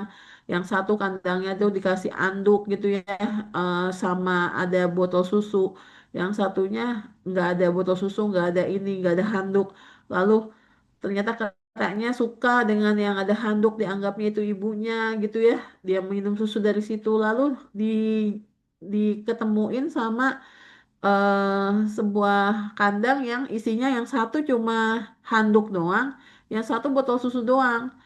Apakah si kera itu memilih makanannya ataukah memilih handuk? Ah, ternyata dia bahkan mengabaikan minumannya atau susunya dan lebih memilih handuk. Karena kenapa? Karena ternyata bagi anak-anak kehangatan itu jauh lebih penting dari kebutuhan dasarnya dia. Kehangatan itu letaknya adalah sebelum kebutuhan dasarnya. Bahwa anak-anak perlu gitu ya, perlu dipegang, perlu disentuh segala macam. Dan itu juga yang terjadi ya. Ini saya dapat ilmunya dari pemateri besok nih hari Kamis dari Bu Titi. Bu Titi itu pernah menterapi seorang teman ya, seorang teman yang mengadu kalau eh, Bu Titi gimana ya caranya supaya saya bisa hamil nih katanya gitu. Oh, tapi suami saya kaku banget gitu, kaku, kaku, nggak luas dalam berkomunikasi, nggak luas, nggak romantis, segala macam gitu loh pokoknya curhatannya. Kenapa saya tahu ya? Ini tuh satu kantor lah. Dan terus eh, yang ngisi besok tuh Bu Titi bilang salah satu terapinya dia tuh gini, coba deh kamu coba nih terapin katanya. Satu hari cium suaminya 50 kali. Jadi deh anak. Itu kan lucu ya maksudnya ya. Dan ternyata ya banyak loh perempuan tuh nggak bisa melakukan atau menyalurkan, mengekspresikan kasih sayang pada suaminya dengan luwes tuh banyak ternyata. Kenapa? Karena dia juga nggak diajarin begitu sama orang tuanya. Orang tuanya kaku juga kayak dia. Banyak loh perempuan tuh nggak bisa loh pegang tangan suaminya, dilus-lus doang, terus ditaruh di pipinya, bilang, ayah makasih ya. Iya banyak perempuan sekarang Iya. ini sudah kehilangan keperempuanannya, kehilangan kemanjaannya gitu ya karena merasa bisa. Karena udah independent woman sekarang eranya nih Ustazah. Betul saja Teti. Ini kita jadi kayak kayak mengaca sama diri sendiri ya. Betul, betul. Kayak Iya. gitu. Akhirnya ketika ini, wah teman-teman pernah nggak? Teman-teman dengerin bukan podcastnya ya, videonya Ustadz yang janggut panjang itu Khalid ya, Khalid ya pasti bukan Reza ya. Khalid Basalamah tuh pernah bilang gitu ya, orang-orang yang apa ya, laki-laki yang mencari mencari kasih sayang lain lewat wanita-wanita penghibur itu ya.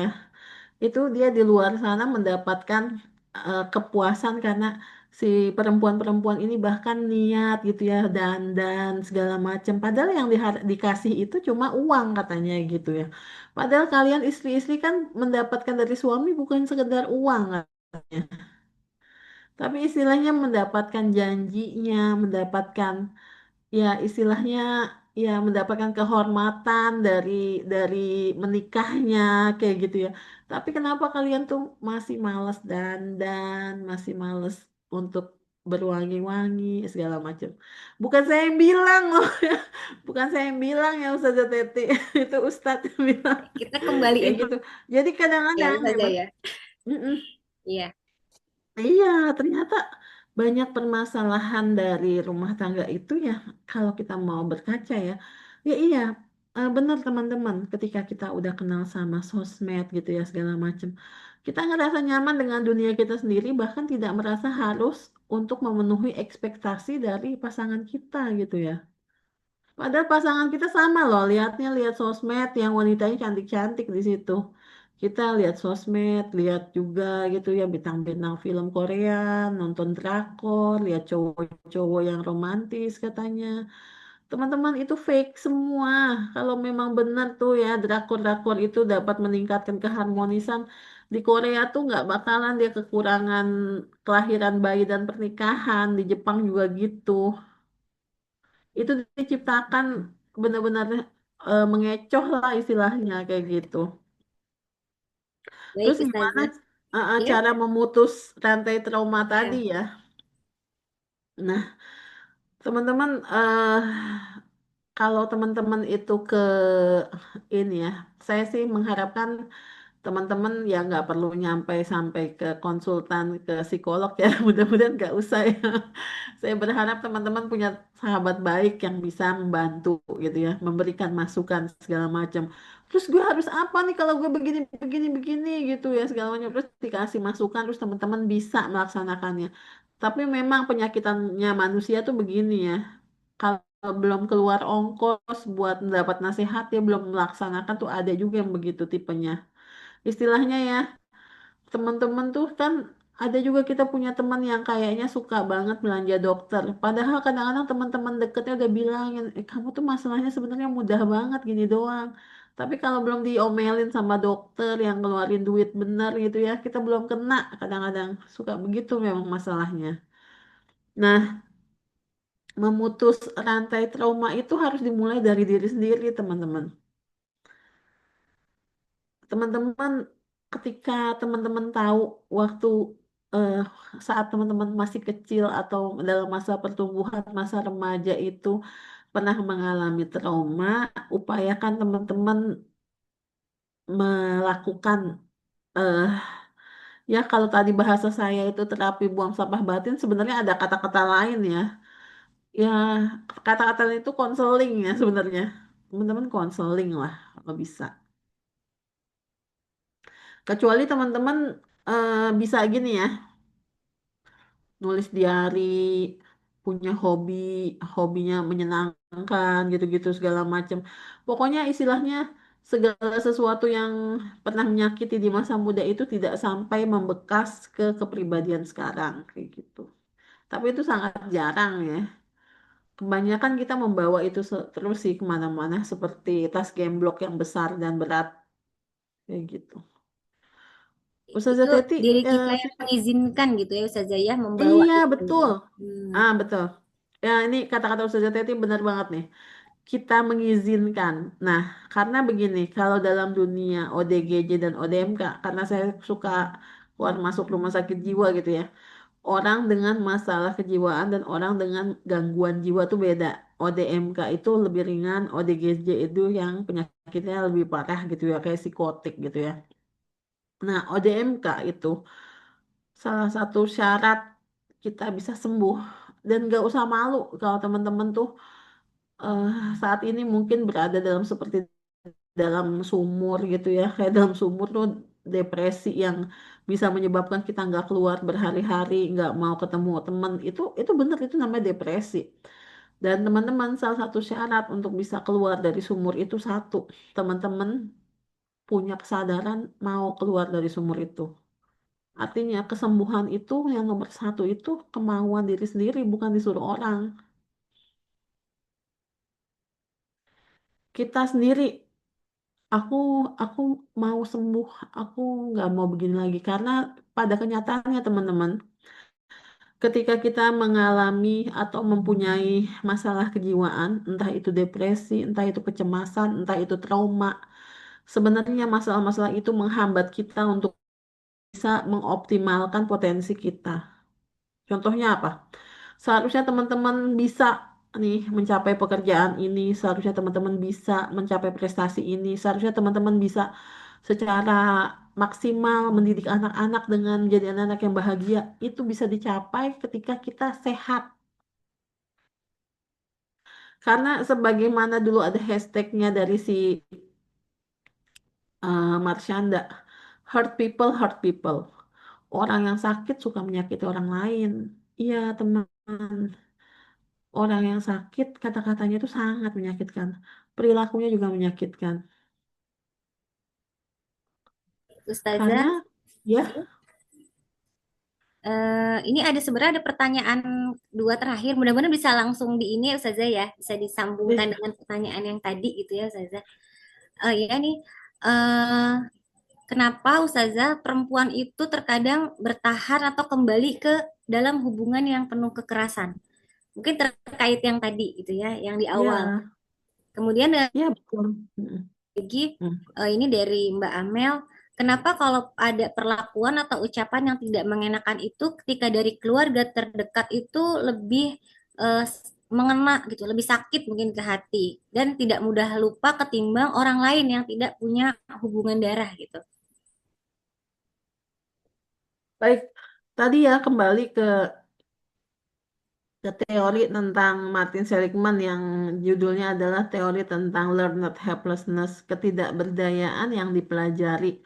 Kenapa perempuan itu kalau misalnya sudah mengalami, ya kita nggak nyebut kekerasan ya, kayak misalnya trauma atau hal yang buruk dalam hidupnya seolah-olah berada pada sebuah situasi yang tidak ada jalan keluar dan dia seolah-olah lama-lama kayak ya udahlah gitu aja lah kayak gitu kan, seolah-olah seperti, nah, Pasrah gitu ya Ustaz. betul, sebutannya seperti seolah-olah pasrah. Tapi ini bukanlah sebuah pasrah yang positif, masalahnya. Bukan sebuah pasrah yang bersumber pada kenyataan bahwa dia sudah sembuh, maka dia pasrah. Masalahnya ini adalah masih pada pasrah ketika dia bahkan sedang sakit, gitu ya. Jadi dia sakit dan dia pasrah gitu istilahnya. Nggak ada yang salah dengan pasrah sebenarnya. Tapi kita sebagai orang yang beriman ya, usaha kita yang paling minimal itu sebenarnya adalah meminta pertolongan sama Allah. Itu usaha yang minimal tapi hasilnya maksimal. Dari mulai minta kita diberi hati yang lebih lapang. Dari doa minta supaya diberikan apa ya, pasangan yang kata-katanya lebih lembut. Ya itu semua dengan doa. Jadi seseorang itu bukannya sebenarnya tidak bisa mencari jalan keluar, seolah-olah tidak mau mencari jalan keluar lagi. Tapi permasalahannya adalah seperti ini. Kita setiap hari dalam sholat kita, kita katakan kepada Allah, Ya Allah, ihdina siratal mustaqim, ihdina siratal mustaqim, ya Allah, tunjukilah kami jalan yang lurus, ya Allah, tunjukilah jalan yang lurus. Itu sama aja kita memohon pertolongan sama Allah, Allah kasih jalannya, tapi kita nggak suka sama jalan itu, nggak cocok sama preferensi kita, sama selera kita. kalau begitu mah nggak bisa saya. Bukannya nggak tahu, dia pasti tahu. Karena pada dasarnya ya, ketika Allah menurunkan sebuah, istilahnya mengizinkan sebuah musibah terjadi sama kita, di situ disertai dengan jalan keluarnya. Jadi tidak ada benar-benar yang disebut sebuah kondisi yang tanpa tanpa harapan banget itu sebenarnya kalau saya pikir tidak ada ya. Seolah-olah tanpa jalan keluar segala macam. Karena ketika kita meminta pada Allah dengan merengek, dengan menangis, itu Allah sudah pasti. Ini pasti hakul yakin Allah memberikan jalan keluarnya. Permasalahannya adalah kita suka nggak dengan jalan keluar yang Allah telah pilihkan untuk kita. Apakah Allah tuh melarang perceraian? Sementara ada surat namanya surat At-Tolak dalam Al-Quran. Bahwa dalam ke-12 ayat surat At-Tolak itu di penghujung akhirnya selalu Allah berikan penghiburan. Tidak dengan sifat-sifat Allah yang sungguhnya Allah maha besar azabnya, tidak. Selalu dengan kata-kata sesungguhnya akan ada banyak manfaat nantinya, banyak kemudahan setelahnya. Barang siapa yang bertakwa kepada Allah, Allah akan membukakan jalan dari arah yang tidak sangka-sangka. Seperti itu keakhirannya. Saya tidak menyatakan bahwa segala macam bentuk kekerasan itu akhirnya harus berada pada pada istilahnya pada meja hijau berpisah perpisahan. Karena istilahnya begini ya, sebagaimana tadi saya bilang, laki-laki itu juga terluka, banyak. Laki-laki itu banyak juga tumbuh dari orang tua yang tidak peka perasaannya. Terus gimana caranya? Apa iya itu peran perempuan juga? Ya, bisa. Dengan kita mencontohkan ke dia tentang bagaimana dia harus bersikap kepada kita, kita katakan. Karena pada dasarnya kita manusia kok. Kita selalu memberikan kesempatan gitu ya. Karena Allah juga memberikan kesempatan kepada manusia untuk berubah. Allah juga memberikan kesempatan kepada manusia untuk memperbaiki diri. Give people time.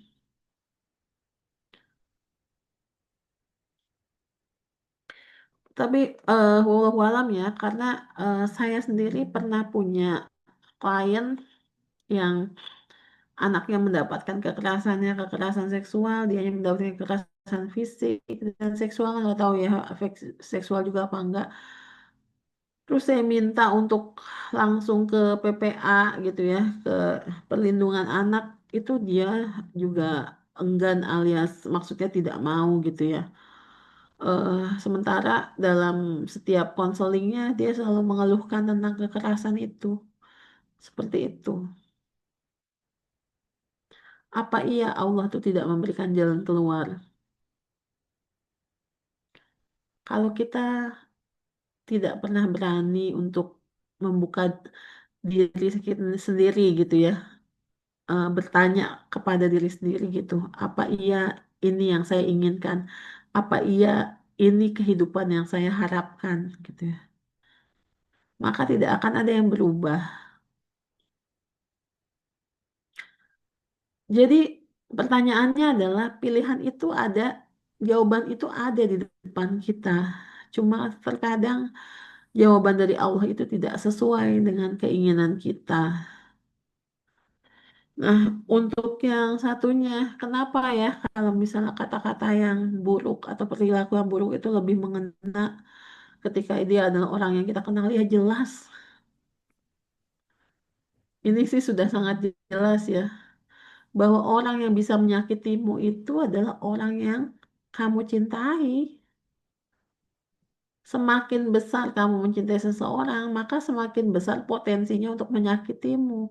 Sementara kalau orang tidak kamu cintai, ya tidak punya potensi yang besar untuk menyakitimu. Itulah sebabnya ujiannya seseorang adalah pada orang-orang yang dicintainya atau pada apa-apa yang dia cintai. Orang-orang yang cinta harta diuji dengan harta, orang-orang yang mencintai dengan ugal-ugalan pasangannya diuji dengan pasangannya. Orang yang mencintai anaknya diuji dengan perilaku anaknya. Karena hanya dengan begitu ujian itu bermakna. Karena hanya dengan begitu manusia bisa kembali dan meminta pertolongan pada Allah. Kalau ujian itu nggak ada nilai dalamnya ya, kita biasa-biasa aja ngadepin ujian, nggak sampai sholat tahajud, nggak sampai sholat hajat, cuek aja mau ujian, kecil ini mah gampang. Ini karena kita harus merasakan gitu, saya perlu ngadu sama Tuhan saya, sama Rob saya yang nyiptain saya. Sampai saya bertanya, kenapa saya, kenapa saya? Pertanyaan itu nggak apa-apa, nggak ada salahnya dengan bertanya kenapa saya, kenapa saya, kenapa saya. Tapi disertai dengan sebuah pencarian tentang kesembuhan diri sendiri.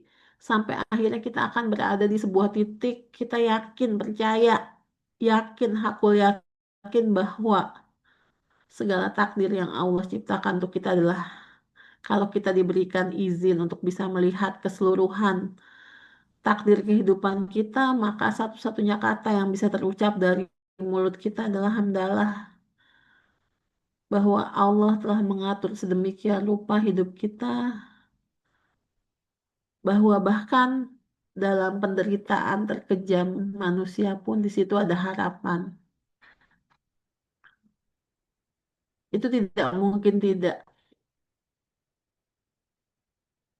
Bahwa dalam penderitaan terkejam yang dialami manusia pun, di situ manusia masih bisa tumbuh seperti tunas dalam pohon yang mati. Dan saya percaya itu, bahwa lebih banyak orang-orang yang bisa menjadi luar biasa dengan tekanan ketimbang dengan kemanjaan. Justru ujian Bahwa, itu akan ini ya Ustazah ya, menguatkan kita gitu ke depan. tapi ini bukan cuma sekedar ini ya, menguatkan, bukan. Barangkali Allah ingin mengganti beberapa sifatmu. Barangkali Allah akan menjadikanmu lebih kuat lagi gitu ya. Barangkali dengan itu Allah akan menitipkan, mengamanahkanmu terhadap sesuatu. Cuma kita nggak tahu, itu aja. Wallahu a'lam bishawab ya Ustazah Teti ya. Ya, baik Ustazah. Mudah-mudahan teman-teman yang menyimak sampai saat ini mendapatkan banyak inspirasi dan juga insight yang baru ya terkait dengan materi kita malam ini. Baik, karena mungkin waktunya pun sudah malam, sudah di penghujung acara. Kalau boleh saya memberikan kesimpulan gitu ya Ustazah ya dari awal sampai akhir materi ini gitu. Memang berat gitu ya materinya terkait kekerasan dalam rumah tangga. Tapi memang ini juga tadi justru lebih menggali lebih dalam ke dalam diri sendiri justru tadi kalau yang saya rasakan. Yang pertama ketika kita memang mengalami tadi ujian-ujian dalam rumah tangga, pertama yang harus kita lakukan adalah selesai dengan diri sendiri. Kita yang harus berusaha menyelesaikan diri kita sendiri, introspeksi diri. Kemudian yang kedua adalah menemukan circle yang positif. Ketika kita memang perlu masukan, perlu nasihat, sebisa mungkin kita mencari sahabat atau circle yang bisa mensupport kita tanpa judgement. Ya. Kemudian yang ketiga yang tentu tidak kalah penting yaitu meminta petunjuk kepada Allah. Itu pun salah satu yang harus kita lakukan ya. Jangan sampai kita mencari-cari gitu jawaban, cari solusi, tapi kita lupa gitu meminta petunjuk kepada Allah. Ya, terima kasih Ustazah Ira ya atas materinya yang luar biasa malam ini. Terima kasih juga teman-teman semua yang sudah meluangkan waktunya. Jangan lupa besok juga akan ada materi terkait yang memang ini materinya ini saling terkait satu sama lain. Seperti tadi Ustazah Ira bilang bahwa banyak laki-laki yang katanya dididik secara kaku gitu ya di keluarganya, tidak bisa mengungkapkan emosi, ekspresi gitu ya. Nah, di materi besok itu akan ada Bunda Titik Mariati yang akan membahas seputar masalah komunikasi. Nah, tadi komunikasi antar suami istri. Bagaimana kita gitu ya bisa berkomunikasi secara luwes gitu ya dengan suami dan kita juga akhirnya bisa memahami bahasa cinta suami. Nah, ini benar-benar soal bahasa cinta itu materi yang ditunggu-tunggu biasanya oleh ibu-ibu ya. Mudah-mudahan teman-teman besok bisa hadir kembali di kelas online Superwife Bukan Istri Biasa di jam 19.30 dan jangan lupa kelas ini boleh di-share seluas-luasnya karena memang tidak dipungut biaya alias gratis dipersembahkan oleh Masjid Al-Madinah Dompet Duafa. Ya, dari saya mungkin mohon maaf jika ada pertanyaan yang tidak terbaca ataupun ada kurang dalam perkataan dan perbuatan. Saya mohon dibukakan pintu maaf yang seluas-luasnya. Mari kita sama-sama akhiri dengan membaca hamdalah bersama-sama. Alhamdulillah. Dan juga doa penutup majelis. Subhanakallahumma wa bihamdika asyhadu an la ilaha illa anta astaghfiruka wa atubu ilaik. Ya, dari saya mengucapkan terima kasih banyak Ustazah Ira. Mudah-mudahan kita Terima akan kasih berjumpa Ustazah Teti. kembali di lain kesempatan Jemaah dan juga tentu dengan berdoa. materi-materi yang luar biasa lainnya. Teman-teman juga saya ucapkan terima kasih. Apakah akan ada sesi foto sebelumnya ini dari panitia? Boleh, Ustazah? Oh ya baik, teman-teman jangan live dulu. Mungkin kalau yang bisa on cam, silakan on cam. Kita mau mendokumentasikan acara ini ya. Ya, boleh langsung dipandu oleh tim dari panitia. Baik, izin Ustazah semua, boleh dibuka kameranya. Kita akan berfoto bersama, berikan senyum terbaik. Oke, dalam hitungan ketiga, 1, 2, 3. Sebentar. 1, 2, 3. Boleh saya sambil bergaya seperti jempol atau 1, 2, 3. Oke, baik, Ustazah. Terima kasih. Iya, terima Terima kasih. kasih Ya, Ibu-ibu Ustazah, terima semua. kasih banyak. Terima kasih Teman-teman, terima Mbak. kasih. Selamat istirahat Terima dan kasih jangan lupa Ustazah besok Debbie. kita kembali lagi. Selamat Istirahat belajar dan kelas semuanya yang untuk sama. besok ya. Ya, terima kasih semuanya. Wassalamualaikum warahmatullahi wabarakatuh. Waalaikumsalam warahmatullahi wabarakatuh.